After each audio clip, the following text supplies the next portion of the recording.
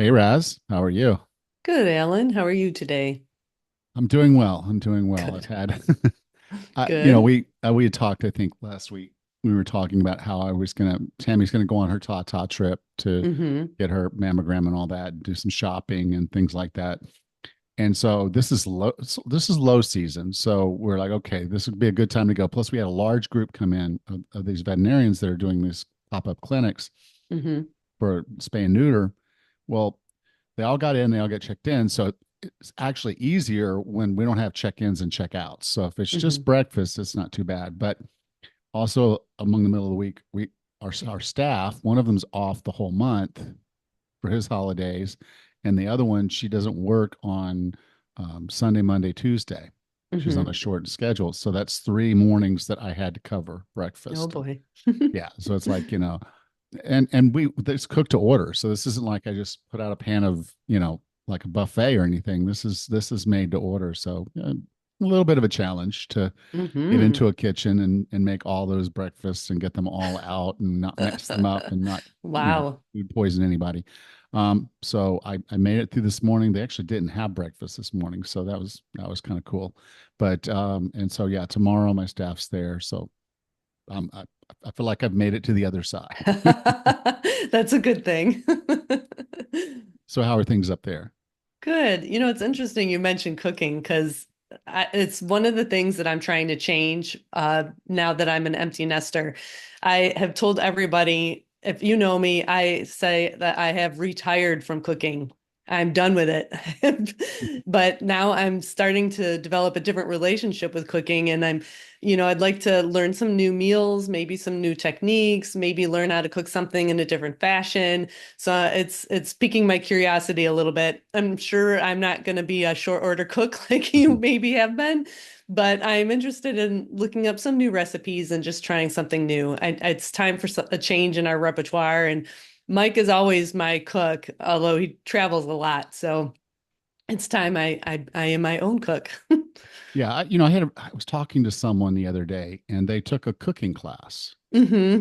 and they were just so shocked that just learning the techniques of cooking well, Hmm. they kind of started to fall in love with it. And they're like, Hmm. it's one of those things, you don't know what you don't know. But he's like, Exactly. as soon as he got in there and he started teaching him some of the techniques and everything, and he Hmm. was learning how the right proper ways to season foods and cook Hmm. foods. And he said he just really now he just enjoys food a whole lot more, and he really enjoys cooking. So Nice. maybe That's take a awesome. class. Yeah, I think that would be super fun. I would enjoy that. Cool. Cool. Yeah. All right. Are you ready to answer some listener questions? Sure. Okay. So yeah, about it's almost been 2 months, I guess. I sent out a message. I talked to here. I think I said something on here, and then I sent out on Facebook and to the email addresses I had that we were going to do this Q&A, and I'd love to do a Q&A about once a quarter, but I've tried this in the past and just didn't get any questions. So Hmm. I'm like, okay, everybody knows what they're doing. I guess they don't need me. Sure. But but we did get some questions this time, and I want to thank everybody that took the time to send the questions. And if you have questions that you want answered, just message me, coach at 40plusfitness.com. I'll answer your question. I won't we won't have to wait until we do another one of these shows, but I would really like to do one of these about once a quarter. So if you've Cool. got some questions, just go ahead and send them in, and again, I won't wait for probably November or so to actually answer your questions, but again, it's good to know what you want to know so I can make sure this content is most relevant to you and your Hmm. needs. So thank you for everyone that did submit the questions this time. So we're going to start. Actually, the first two questions are about intermittent fasting or restricted Hmm. eating windows. So the first one's from Phil. And Phil was just wondering if intermittent fasting is effective, healthy, and sustainable method combined with Hmm. regular exercise for a long-term weight and fitness maintenance plan. Hmm. And my short answer is yes, mostly. Okay. Uh-huh. You still have to listen to your body, and you still have to make sure that you're getting enough food. So many people will they think that intermittent fasting is like this gimmick to help them eat less. Hmm. And so it can be effective at helping you lose weight. particularly body fat. And if you're getting everything that you need and the regular exercise, I know plenty of people that eat on a restricted eating window or Hmm. intermittent fast. That's just a natural way for them to go through their lives. They wake up in the morning, they're not really hungry. So Hmm. they go on about their day and they have their first meal in the afternoon. When I'm in ketosis, that's exactly what I'm doing. I seldom have a breakfast. My breakfast, if you will, is happening sometime between 11 o'clock and 2 o'clock, just depending on my schedule. And it is breakfast food, but that's just because that's what I like. I like breakfast foods. Hmm. So it's eggs, usually almost always eggs, occasionally another protein like bacon and whatnot, but not that Hmm. often. Mostly it's just eggs. I'll sit there and get some butter, fry up 5 eggs, or I'll get some butter and I'll scramble up, half a dozen eggs. Hmm. Occasionally I'll put some something on it, like maybe I'll do some what is it, spinach and feta. Sure. I may put some ham in there and cheese. I may do steak if I like at leftover steak from the night before. That, yeah, believe it or not, sometimes I have leftover steak. Uh, but I'll mix it up, make an omelet, do things like that. So, but it's usually a 5 to 6 eggs any given morning. Hmm. I mean, afternoon. Usually, like I said, usually between 11 and 2. It just depends on my work schedule.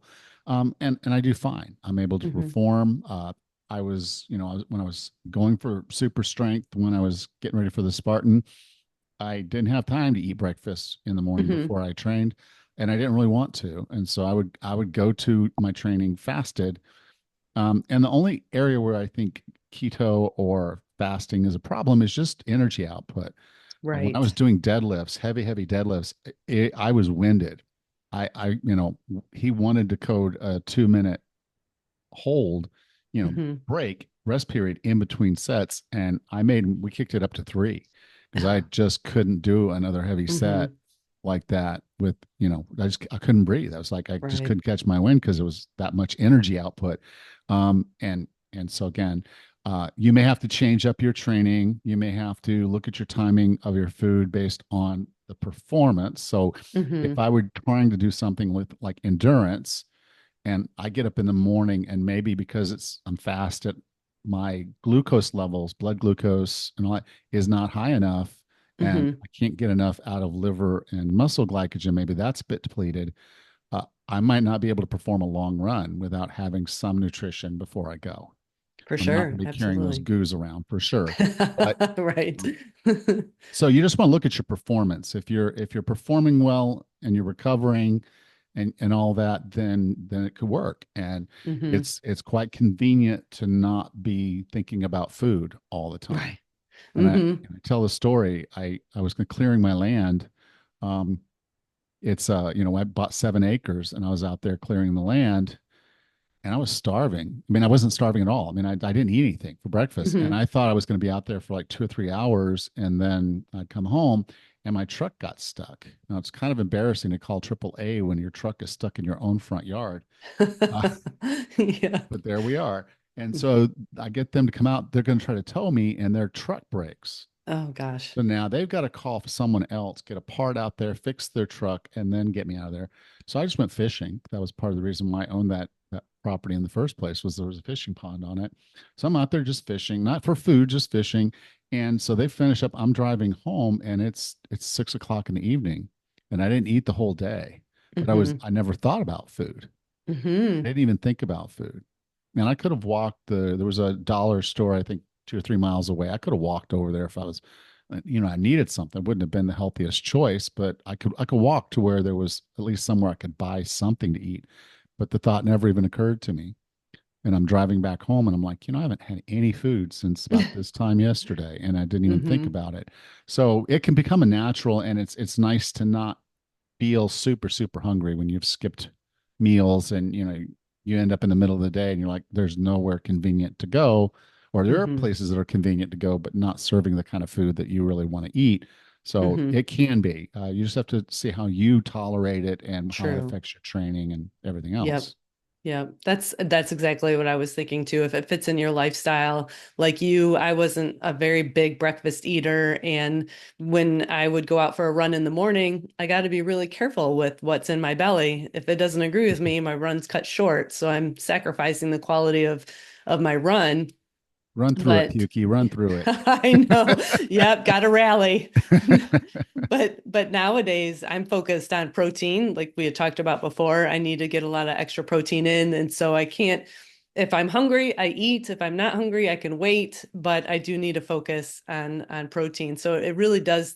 Intermittent fasting can be really good if it fits in your lifestyle and your performance in the gym or on the run or whatever it is. That's for sure. Yeah. Okay. And so Steve also had a question. He called it restrictive eating window. So I usually Hmm. just say intermittent fasting, but they're the same concept. So what Hmm. happens with Steve is when Steve wakes up in the morning, he doesn't really want breakfast. There's some mornings he does, and if he does, he eats. If his body is saying it doesn't need it, he goes on with his day, Sure. and then he goes to work. Now he'll work until 4 o'clock. So he gets up early and then he goes to work. He won't eat at work, and so he won't eat. His window is like 4 p.m. to 9 p.m.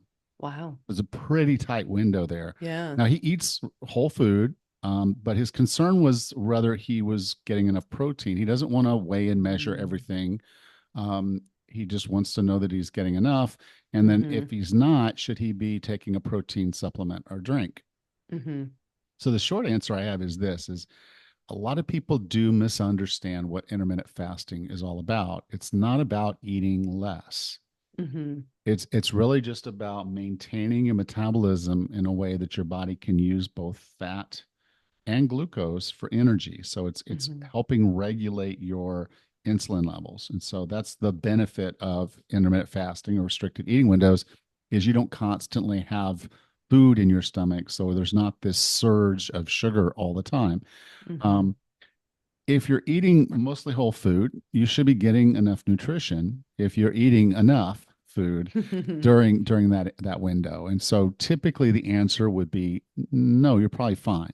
Hmm. The easiest way that I could say this though is just because you're only having one or two meals in an eating window, those don't need to be normal meals. They need to be a little bit bigger, particularly Hmm. when we're talking about protein and other nutrition.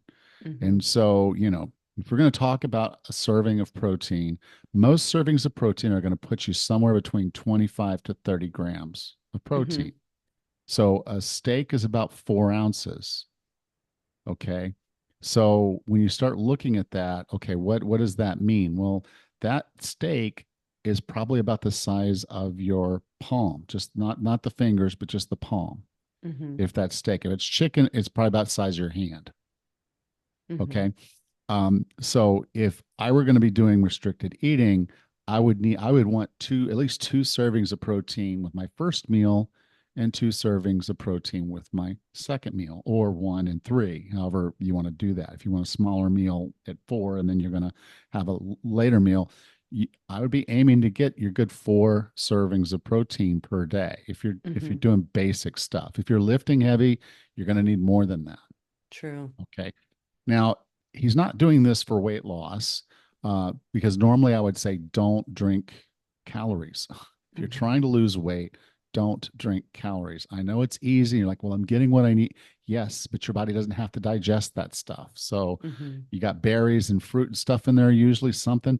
It's going to surge your blood sugar if it's got carbohydrates in it. And so, and it's going to go straight in. Hmm. So you're not getting the benefits that protein usually satiates you a little bit better. But if it's processed, that's not the case for the most part. Hmm. So I would avoid it if you can get the protein without it. Hmm. Fish, eggs, meat, chicken, turkey, pork, you know, I love those things. I love all of them. Hmm. And so for me to sit down and have three servings of protein, no problem. Hmm. Give me a 12-ounce steak. In fact, Uh-oh. you see this fillet? Mm, This is going to be my dinner. nice. Yeah. I made a chili the day that Tammy left, and I've been eating off of that too. So that was 5 pounds of hamburger meat, made a big bowl, Mm, big batch of chili, that and sounds I've been really eating on good. that. So, you know, well, I'm not, I have good breakfast and then I have a lunch and then I have a dinner. So I'm not in restricted eating windows or fasting, intermittent fasting at this point, but I'm making sure I'm getting 4 or 5 good servings of protein Hmm. each and every day. So I would avoid drinking it if you can because it's processed, and see if you can't just go ahead and up your protein by eating a little bit more meat. Hmm. Just a little breast of chicken, basically you want what I think it's like 5 ounces of chicken is a serving, and that's gonna do you pretty good. And it's not. I don't find chicken breast all that filling, and Hmm. it's typically lower in fat than most other meats. So just having that in there with your meal, your breakfast, with your dinner, or whatever, and then of Hmm. course eggs. I love eggs, so I'll eat eggs for any meal. I don't care. So just recognize that you do have to make sure that you're eating enough, and all the other nutrients as well. So are you getting the vitamins and the minerals and all the other things that you need? Are you getting enough iron? Hmm. Are you getting your vitamin D? If it's part of the one supplement I'd say you definitely should consider during this time of the year, because if you're not getting enough sunshine, if you're not out, and you're working and not getting out, then you might need a supplement to supplement in some case. So Sure. I'm not against supplementation. I'm just have another meal if, Sure. if you need Yeah, to get absolutely. protein and other nutrients you need. Yeah, I just want to highlight here just what you said, Alan, that whether you're intermittent fasting or having a restricted time window of eating, the quality of what you're eating becomes super important. This isn't a time where, you've got a whatever 5 hour eating window that you can eat anything that's in the house. You don't want to fill up on the junk food. It's not about calories, it's about the quality of your meals and just making sure you're getting the entire list of nutrients that your body needs in that window. So, yeah, it's time to pay attention. Yeah. Okay. Now the next question comes from John. Hmm. And John is interested in the importance of maintaining and gaining athletic power as we Hmm. age. Okay. Okay. This can be very important. I'm working with a client right now, and she was avid tennis player until she Hmm. had an injury that got her off the court, and she wants to get back to playing. Tennis is a power sport. If you're going to be good Hmm. at it, it's power, and that's one of the things she said. She played with this 80-year-old woman who, even though she couldn't move around the court that well, she Hmm. could hit the ball with some force. Nice. And so this, my clients like that's what I want. I want to be that woman when I'm 80. I want to be able to hit the tennis ball with force. Hmm. But there are other times that you're going to probably want some power. So Hmm. if you're going to take a step out onto the street and you see a car coming, you're going to want to be able to jump backwards onto the sidewalk to avoid getting hit, or a bicycle or whatever. Hmm. So having some power and capacity to move can be very important as we get older. A lot of people slow down, Yeah. and so their movements are strong. They can be strong, but they don't really have power. So let me Hmm. break that down a little bit so you understand what the difference is between power and strength. Okay. Strength is your capacity to move something heavy a Hmm. distance. Power is your ability to move something heavy a distance faster. Hmm. Okay. So if you could take a very strong person and hand them a baseball bat, and they might not be able to hit a home run because the bat speed isn't fast enough to put the power onto the ball. Whereas someone who knows how to use the baseball bat can put a lot of power, even if they're not as strong as the other individual. So strength is important when you need to lift something heavy, like, you want to pick up a couch, but power is when you want to be able to flip a couch. You want to be Hmm. you want to be able to move something quickly, uh, Hmm. and with that. So there's needs for both. Particularly if you enjoy a sport, Hmm. um, you're going to want some power to be able to perform that sport well, Hmm. and that can be trained. And that's the other side about it. If you're training strength, sometimes you sacrifice power Hmm. in training power. So they were looking at sprinters. And so sprinters are different than runners. Okay. It's a Hmm. very different thing. Sprinters need power in their legs. Hmm. They don't need endurance, Right. because they're only going 40 meters, 50 meters, 100 meters. That's it. That's the sprint. So when they're training, one of the ways that you will train them for strength, for power, is for Hmm. them to like do a deadlift with, like they did it with hex bars. This is the Oh, one okay. I saw, the science study I saw. And so the hex bar is basically it's got bars around the side of it. So you stand in the middle. A lot of Hmm. people like that for deadlifts because now you truly have the center of mass of the bar coming through your center of mass rather Oh. than slightly in front of it as would work with a bar. Hmm. So they would have the athlete lift the weight and then drop it. Oh boy. And so by not going down, they weren't building the strength. They weren't slowing their muscles down. The fast Hmm. twitch, that up was Hmm. right there. And so they were able to train that, and that increased their ability to jump higher. It can also increase their ability to sprint faster. Hmm. Okay, but this is a particular type of training. So there is some training that you can do to build power. The only concern I'd have with training for power is that your form needs to be immaculate. So if you want to do Sure. power cleans and you want to do some of these other lifts like a clean and a jerk and all this, you've got to be very, very careful with it.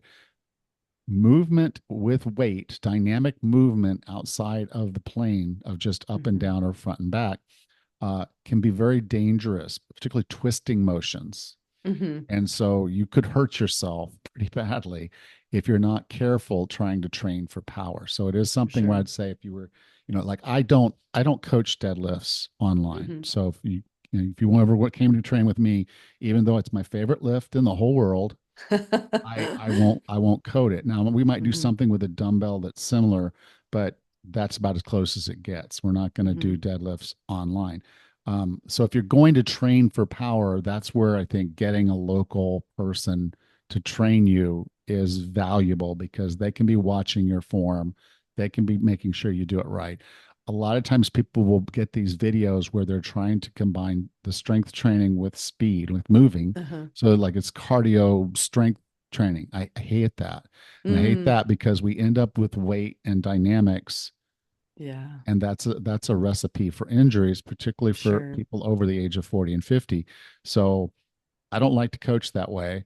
Hmm. If I were going to do that, I would want to be in a class with an instructor that knew exactly what they were doing and could see the form problems and help you right there on the spot. So That's a good it is plan. important to train, but just make sure you're doing it right because as we That's a good age, point. that becomes, injuries are worst thing you can do. So Yeah. thou shalt not injure thyself. That's the first Yes. commandment. That's the Be first commandment smart. of training. Thou Yeah. shalt not hurt themselves. And so just make sure that you have the support you need and that you do it right. That's a good plan. Yeah, it's just one of those things that's kind of last in the progression of things to do. And it's certainly good to have in your training, but as long as you're being worked with a trainer to make sure Yeah. you stay safe, that's a good Yeah. Now, plan. now, one of the things you could do if you want to work, particularly power in your legs, would be jumping, the Hmm. plyometrics. So bounding, jumping on a box, and stepping back down. Those types of things can help you maintain power, build power in your legs. Um, Case example is Tony Horton. I've had him on the podcast twice, and Hmm. that's one of his training protocols is the box jumping, and Hmm. he does not have his leg. He's in his 60s at this point. You look at his legs and you'd swear they're 30-year-old legs because he's always doing those types of things, but he's maintained that and never lost that. So Hmm. that's a fundamental difference. But he trains for power all the time, and Hmm. it shows. So That's you awesome. can train for it. Just be careful when you do. For sure. Uh, Okay, the next one is Kristen, and Kristen's question is, how do you figure out what your ideal weight is? Oh boy. Okay. Now, That's a good question. well, it's a great question. So here's the fundamental answer. The formula for BMI, which is Mm. calculating your height and your weight, Hmm. can be terrible and it can be perfect. Most of us are not big muscle bound people walking around with Hmm. all this excess muscle. So every bodybuilder has an obese um, BMI. Hmm. When I was at my most muscular, even in the pictures you see of, you can practically see my six pack. Um, I was obese by the definition of BMI. So Hmm. If you have excess muscle, BMI is not a good gauge. If you don't, BMI is probably a pretty clear indicator of where you should be. So Hmm. for most people, the ideal body weight is going to be the one that gives you the ideal BMI, which is a BMI below 24. Hmm. Okay. Another way of looking at this is body fat percentage. Now, body Hmm. fat percentage can be measured very, very accurately with a DEXA scan, Hmm. but it cannot be necessarily measured very well with the scale. So you have those Right. electrical impedance on the scales, and it's going to tell you your body fat percentage, or at least an approximation, based on how the current traveled through your body. These can be off wildly. So Hmm. when my body fat percentage was 19, the scale was telling me it was 47 Hmm. because it was taking my weight, and I don't know about the electrics, but my weight relative to my height that it Hmm. had inside, it was showing that I had 47% body fat, but I did not because I had the excess muscle. But the electric impedance wasn't picking me up quite right, and Hmm. they never really have.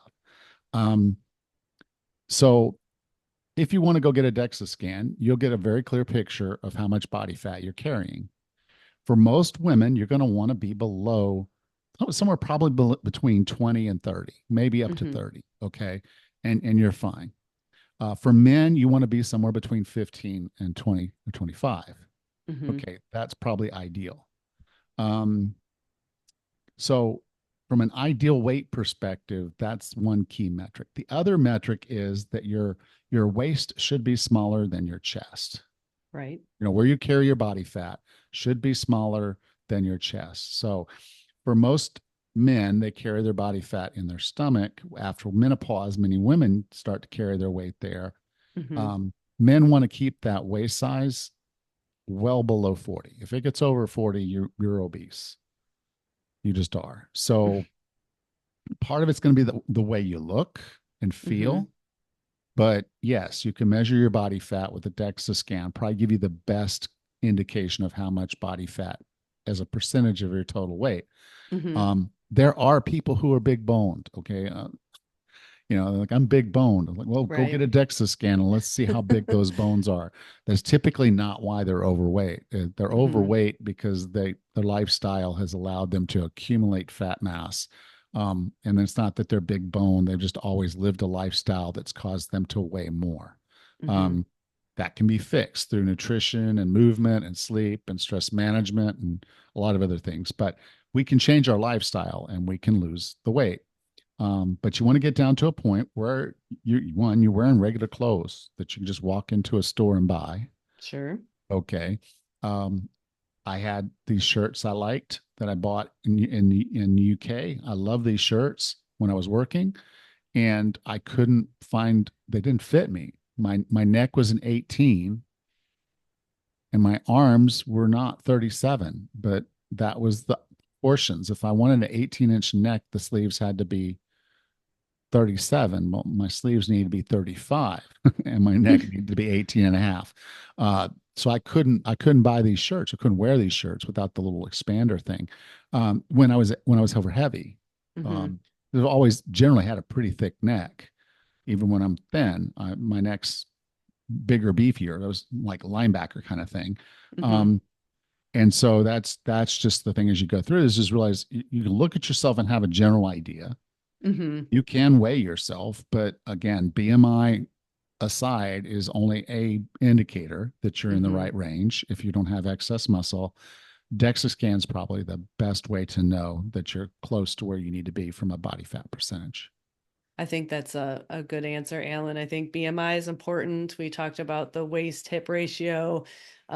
We are all built different with different muscle density as well as bone density. Sure, those are all going to have impacts on what the scale says. And I don't want to open a can of worms because we have other questions to get through here, but weight is just one aspect of your overall health. So I'm just going to suggest you stay in touch with your doctor, get your annual physical, make sure your blood cholesterol and glucose and all the other things that they measure are just as healthy because there's a big picture here and weight is just one tiny metric So I'll Yes. just leave that there. And it actually is one that you don't have direct control over.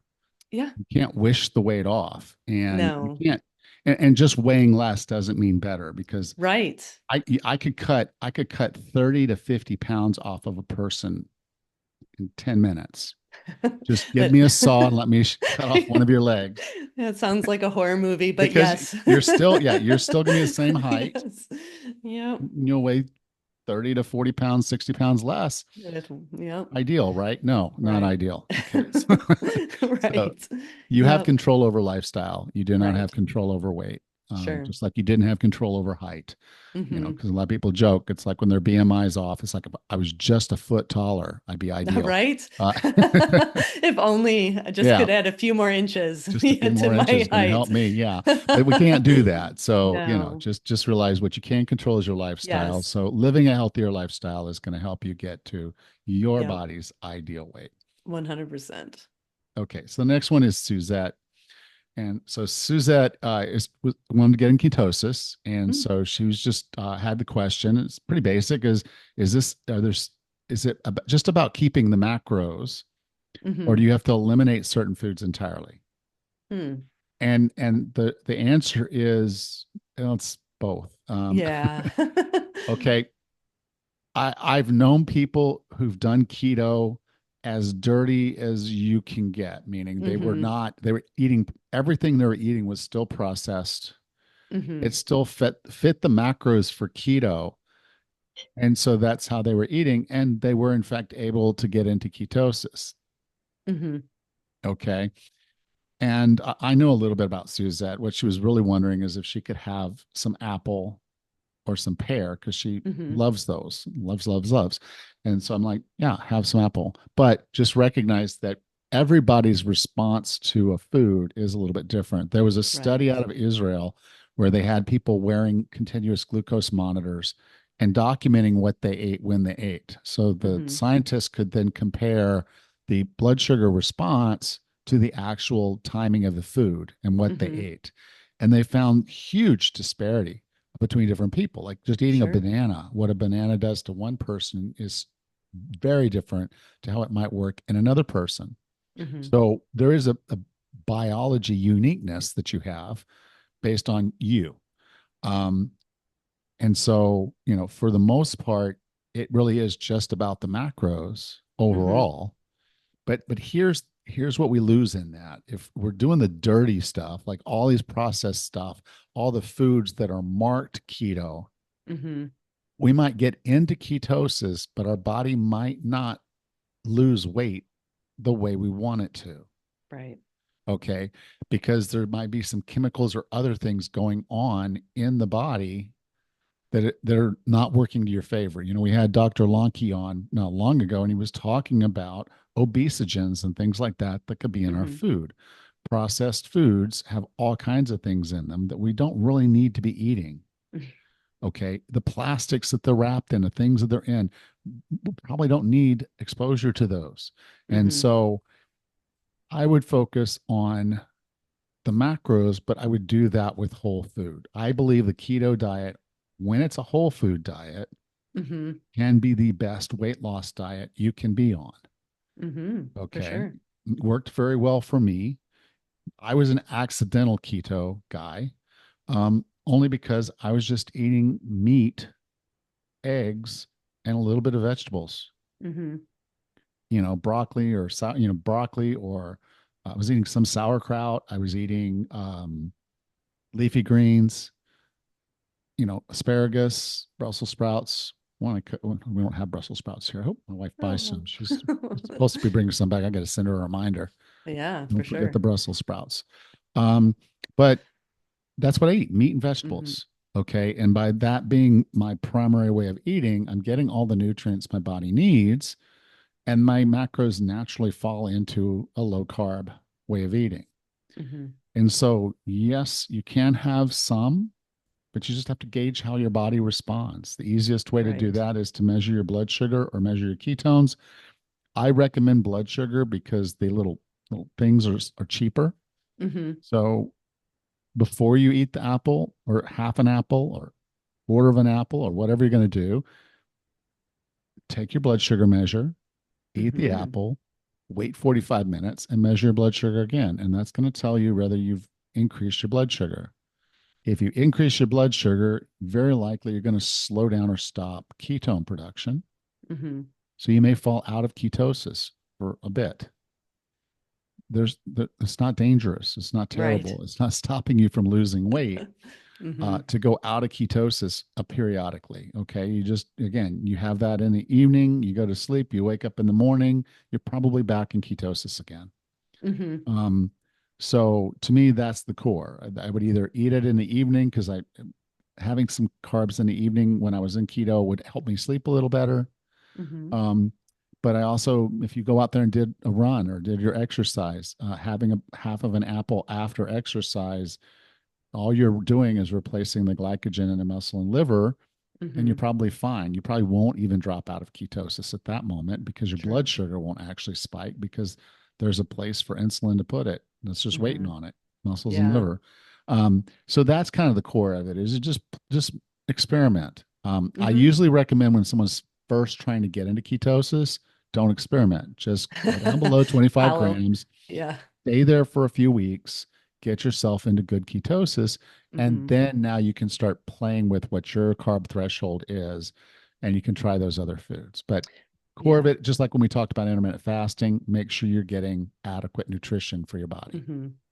That's kind of what I was going to suggest again, Alan. Like we were talking about earlier, this might be a good time to pick up a keto-based cookbook or download some recipes off the internet so that you know what kind of suits this style of eating and then see how your body responds. And like you had mentioned and we had discussed prior, is that there could be a very large range of carbohydrate tolerance between you and me being a man and a woman versus a runner and a lifter. I mean, there's just so many variables, and it's just something that you need to experiment with over time and see how that works within your lifestyle. Yeah. But Well, I've had Maria Emmerich on a few times, and mhm, she does the best keto cookbooks out there. awesome. The thing I would say is most of those types of recipes though when they're trying she's basically mimicking everyday food. So Uh-huh. she has a comfort foods one, I think she has a restaurants one. Oh, They're great, but neat. that shouldn't be your staples. Okay, we shouldn't be trying to eat bad foods that are just made to hit a macro set. Right. And that's what it is. Like if you wanted etouffee, the recipe she has in her cookbook comfort foods is the bomb. Hmm. But that shouldn't be the goal. That's just Right. okay. I want to be able to cook for my family, have a nice meal, and us, and enjoy something I used to Hmm. enjoy without blowing my keto. And so that's the way I would approach it. I wouldn't go at it and say, okay, I have to find foods that I miss because Right. you can do fathead pizza, you can do all Ugh. these other things and have all those foods, but if you're not changing your overall behavior and seeing just meat and vegetables as the actual food, Hmm. um, because you know, almond flour, coconut flour, they're the processed stuff. Hmm. So yeah, you can make a cookie Hmm. that Oh tastes like a yeah, cookie, but again, it's not serving you because it's not providing the nutrition your body really needs. absolutely. Still a priority to have the quality. Yeah. But if you are going to get a cookbook, I would recommend Maria's because they are excellent for those times when you say, okay, I don't know, I'm going to go do this potluck and I want to take something that everybody's going to enjoy. Oh, nice. Yeah, And then good you can, idea. and it still be your thing. So, Hmm. there you go. There you Okay. go. And now the last question is from Swami, and he is just really frustrated with the fact that the more research and reading he does and listening he does, the more diametrically opposing viewpoints he hears. Hmm. And he says mostly nutrition. And he's absolutely right. I've interviewed hundreds and hundreds of people on nutrition for the podcast, and he's absolutely right. People get locked into a mind frame, and that's Mm. their view. Uh, Hmm. and it's really hard for many of them to ever leave that mind view. So I interviewed a guy. I don't remember his name right now because even though his diet was groundbreaking, so in the subtitle it said groundbreaking way of eating. Now, Hmm. as I read the book, it was the vegan diet, which has Oh, been around for thousands and thousands of years. I right. said, so what is, so this is basically, isn't this just the vegan diet? He said, no, this is new. This is groundbreaking. I'm like, okay, whatever. But there's a brand there. There's Hmm. a space. And one of the interesting things that happen in the book publishing, speaking circuit, whatever you want to call it, these folks become friends with each other. And they Right. travel around and do the circuits. So someone's writing a book, someone's a speaker, they're going around and they're at the same things. There's whole conferences that are built up around ways of eating. There Hmm. are vegan conferences and there are keto conferences, and so I've gone and spoke at some of what the keto ones, particularly Keto Fest, when they were doing those, the two keto dudes. Hmm. They started Keto Fest, and I went up there, and I was the trainer at one, and then I went to the next one. I was a trainer, and I also was a speaker. And so, you go up there, and it's the same people. They're all traveling around doing these different conferences together, and so they Hmm. connect. Um, it's blasphemy for them to say anything that goes against that. Hmm. And so I interviewed a woman, and her thoughts were that, basically you shouldn't stay in keto all the time. Keto is great, but you should come in and out of it Hmm. regularly. And no one wanted her on the keto circuit for that book, Oh, because again, she was going against the credo. And I'm right. like, okay. I kind of started going against the credo when I was saying seasonal ketosis is a way Hmm. to consider it for balance in your life and what you do. Uh, I've since learned that some people can't do seasonal ketosis. If they Sure. don't find a generally low carb way of eating, they're going to gain the weight back. Hmm. So they can't take breaks and back and forth. And that's a shame, but that's where they are right now. So what's basically happening is someone will have a viewpoint, and then we have a thing called cognitive bias, meaning we want to be right. Right. We will we Yep. will ignore anything that tells us we're wrong Hmm. and try to find flaws in it. Okay. Case in point, the Ornish study is one of the most widely referenced studies for anyone Hmm. that's vegan. Now, the Ornish study, what he did was he wanted people to go on a vegan diet, start exercising, and stop smoking, and their health improved. Hmm. Conclusion: the vegan diet's a healthiest way to eat. Right. Okay. All the studies you hear from the Seventh Adventists in California. Okay. Well, their belief system is that you take care of your body and you treat it like a palace, and that includes a vegan or vegetarian diet. Hmm. So when they try to find people in their community that don't eat that way for the study, well, those people are generally probably breaking all of their other rules too. They're probably Hmm. drinking alcohol, they're probably smoking, they're probably not exercising as much. Hmm. So when you're comparing those two populations, of course, the people who are a little bit more stringent on their vegetarian vegan diet within that group of people are going to be healthier overall because they're doing the Hmm. other lifestyle things. The 7 country study that was done by, crap, I'm drawing a blank on his name. Anyway, when he first pulled the data, he pulled it on 23 different countries. Oh. Oh, and he only included the data from the 7 that best fit his His paradigm. hypothesis. Hmm. And he did the study during Lent when most Oh, Europeans don't eat as much meat. right.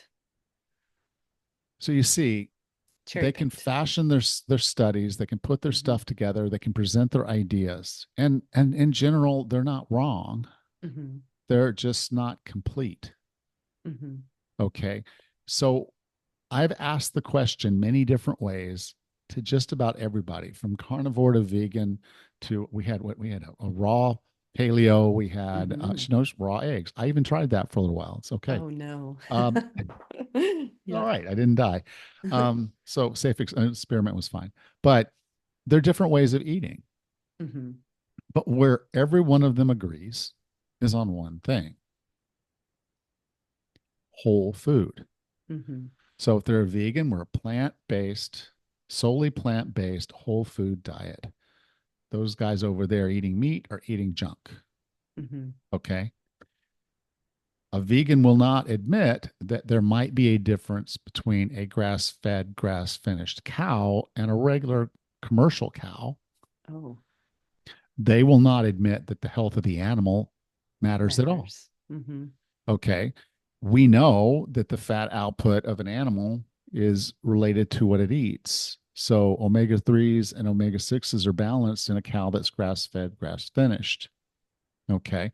Now, Dr. Greger, to his credit, has probably been one of the few people that I have a ton of respect for because he does dive into the science. And over the years, he has softened. Hmm. He was very hardcore vegan when he wrote How Not to Die.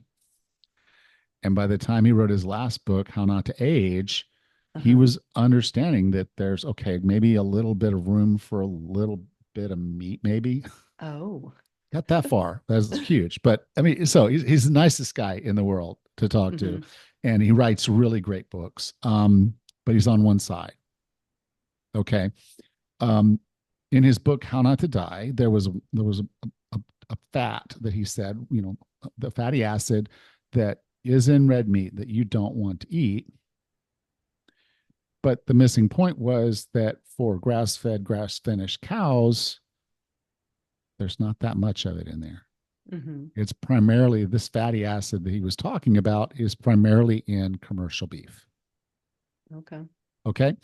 So they don't want to go all the way over and say, let's make a study that actually looks at this holistically with no bias whatsoever. Everybody goes into it with some level of bias. Oh, yeah. And just even in the way that they would set up the study itself is intended somewhat to prove their point. Hmm. They can't help it. The only way you could run a valid study would be to take a carnivore, omnivore, vegetarian, and a vegan and Hmm. make them put together the criteria for a study. But the problem they're going to run into is ethics. And Oh, what I yeah. mean by ethics in studies is we can't make someone eat a certain way if we believe it's harmful. Oh, right. So a vegan is never going to ask someone to eat meat Hmm. because they would feel that's unethical. Sure. So they want to study other evidence that's come out, like what happens, but then it's almost impossible to break out and say, well, is this because they were a smoker or is this because they ate beef? Hmm. Okay. We can study some other things in animals, and it's a little, I guess, a little less ethical to feed. Like they fed rabbits cholesterol foods. Well, rabbits are Hmm. they don't eat meat. Yeah. So when you're giving them Weird. a kibble that basically is like animal based kibble, of course they're going to get sick. Hmm. That's a good And point. then to say that people get sick because rabbits get sick. Again, it's really hard to put together these studies Hmm. and do it in a way that's not going to have that bias built in. Hmm. So that said, my accumulated knowledge in this, and again, I'm not a nutritionist, I'm not a doctor, I'm not a scientist. I just read a lot of books and I talk Hmm. to a lot of people.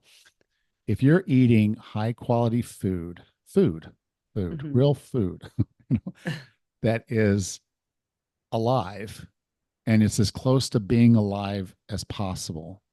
So a fish you caught today in clean water Hmm. is going to be better for you than the tilapia that they grew in a pond somewhere and had to paint pink so it would look like salmon.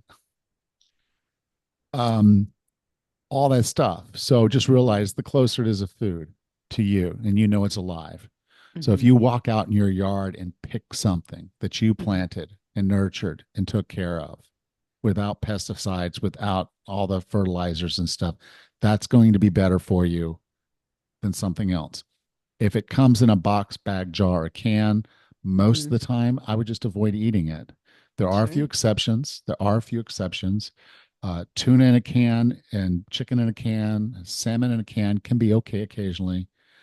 Frozen berries and vegetables can be awesome because many times those were raised all the way up to ripeness, picked Hmm. and flash frozen right there. So they can be pretty good options for convenience and having what you need, particularly in months when local produce isn't there. Um, but the closer it is to what you'd recognize as real food, the better. Hmm. This is a piece of chicken. I see it come Right. off the chicken. Okay. Hmm. I watched them like in the grocery store here when we were in COVID. I could sit on my patio. I watched them carry a half a cow in there. Oh boy. And then yeah, I'd go in that afternoon and buy some hamburger meat that I know Nice. came off of the cow carcass they carried into the store that morning. Um, that's pretty fresh, Hmm. you know, pretty close to the animal. Sure. Um, and so get to know, go to the farmer's market, get to know the people there. If they're feeding it to their family, then they feel pretty confident that it's done right. You can ask them how they raise their animals. You can talk to them about their garden and their rotation and how they're managing the soil.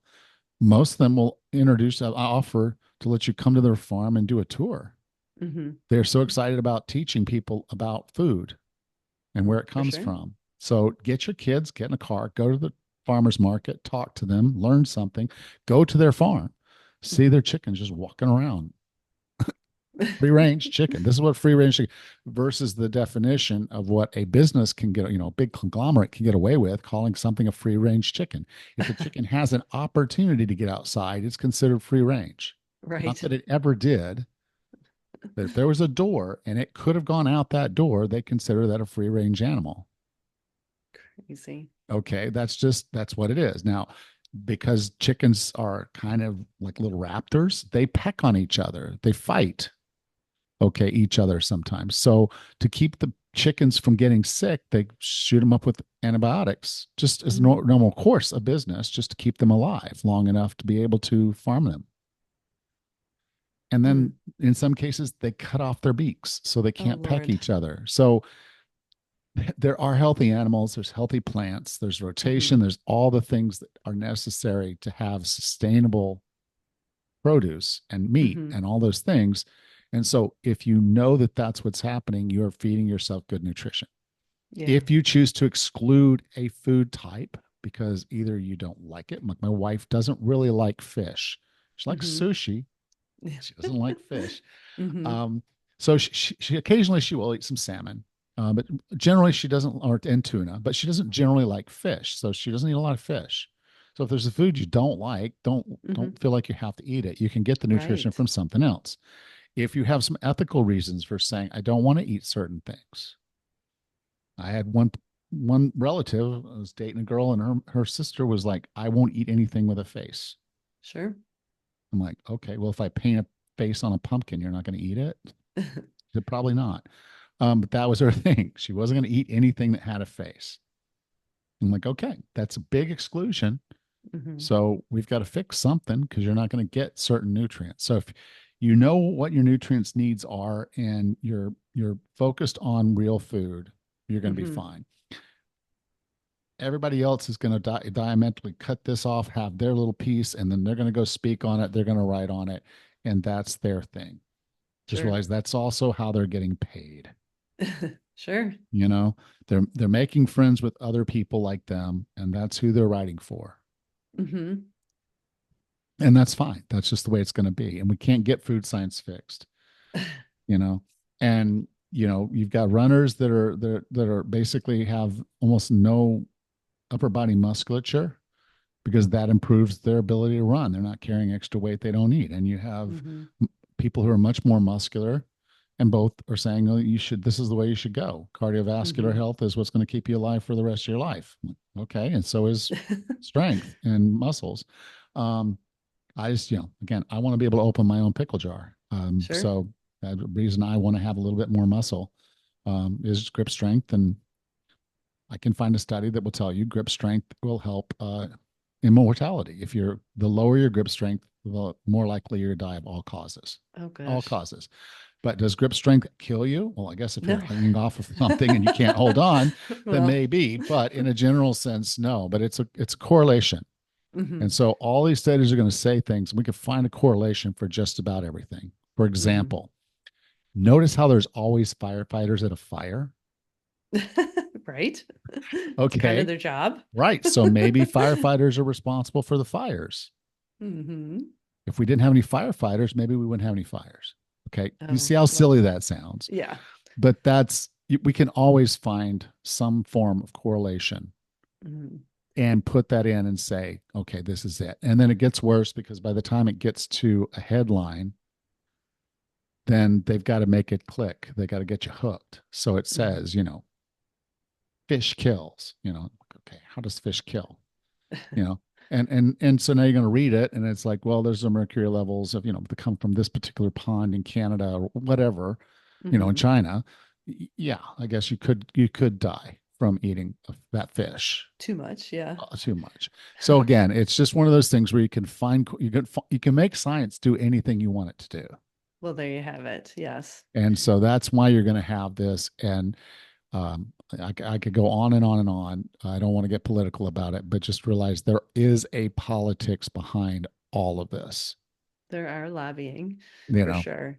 because if they can tell you that you shouldn't have certain foods, if they can, because they even did this when Michelle Obama was in office.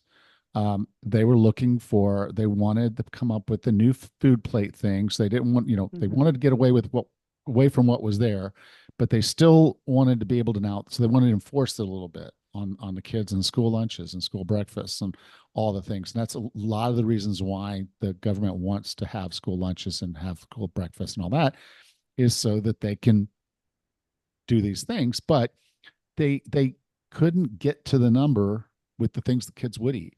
Hmm. So they had to, okay, so pizza got labeled as a vegetable. Oh, that's right. Okay. I That's remember that. that's the circle that they get into with this stuff, with the politics and all of it. It's that kind of mind thing. So just don't go down that mind tunnel because we're not getting out of it from a global perspective, a macro perspective. What you can take care of is the micro, which is you and your family. That's it, Alan. I think the bottom line is that we are bombarded every day with what diet is best or what exercise is best, what everybody should be doing.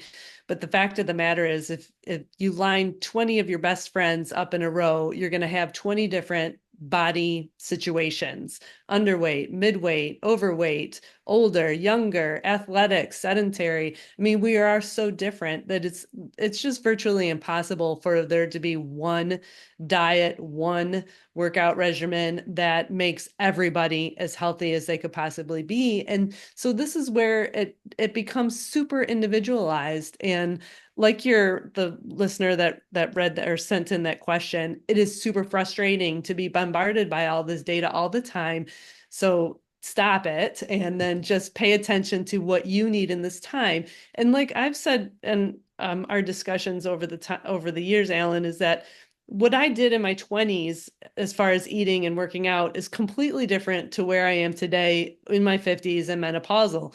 We are all in different stages of health throughout our entire life. So even if you did choose a way of eating vegan or keto or whatever, even that's going to evolve with how your body is aging and how you're feeling, your energy outputs, your cholesterol levels, your blood glucose levels. I mean, you just have to be aware that you need to do what's right for your body at this moment in time. So I agree that he's frustrated. I get just as frustrated because it is Oh, annoying, I but get to read their books and have conversations with them. but it's good to hear. And Yeah. but you can listen to all this, you can read all this, but then you've got to say, well, is this right for me? Where am I right now in my life? And what will make me the healthiest, strongest fit for task at this stage in life? So I wish it was easier. I totally empathize with your listener on this question because it can be very frustrating, but take the information with a grain of salt and then do what's right for you. Yeah. So yeah, I want to thank Phil, Steve, John, Kristen, Suzette, and Swami for your questions. This were really good session, and I hope that the rest, anyone, if you have a question, please send it in, and we'll have another one of these next quarter. I'd like to make that a regular feature thing we do. So Sure. if you have some questions, please send them in. Love to get you the answer and then use it for the podcast. So thank you, everyone that did that. Fantastic. Thank you. That would, yep. All right. Well, Raz, I'll talk to you next week. Great. Take care, Ellen. You too. Bye. Thank you. Bye bye.